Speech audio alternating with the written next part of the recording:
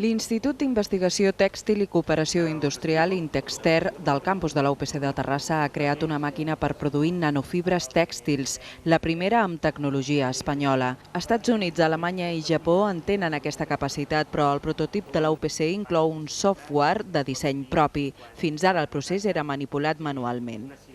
Hemos computerizado este equipo y podemos controlar todas las variables del proceso con gran precisión a través de un PC conectado fuera del equipo. El prototip terrassenc també produeix moltes més nanofibres, entre 3 o 5 grams per hora, 10 vegades més del que es pot fer amb els mètodes actuals. Els investigadors diuen que la revolució industrial del segle XXI serà a nanoescala.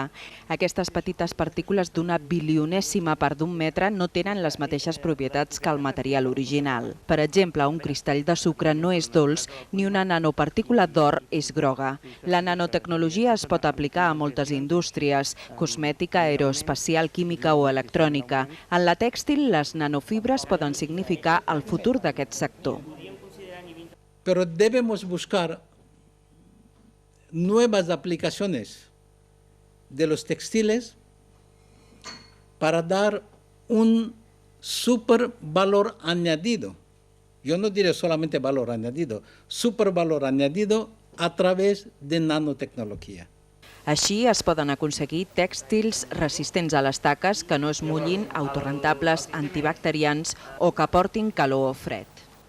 Aquesta agulla deixa caure una gota que és un polímer dissolt en aigua. Degut a l'electricitat, el polímer líquid es converteix en sòlid i després en un doll de nanofibres preparades per adherir-se al teixit. Segons el professor Naik, actualment la nanotecnologia ja s'aplica en la indústria armamentística, des de les bombes de fragmentació als uniformes dels soldats americans, que són capaços de canviar de color o que resisteixen la guerra química, i també per aconseguir roba i equipament esportius d'elit. Cap al 2015 aquesta tecnologia podria ser accessible per a totes les butxaques. De moment el prototip es presentarà al setembre en un congrés internacional d'Àustria i la UPC busca ja indústries interessades. Naik i 2 tècnics de la UPC, José Antonio Tornero i Francesc Cano, han necessitat 6 mesos de treball i 20.000 euros per desenvolupar aquest prototip. No, pero ya en 15 minutos ya hemos preparado.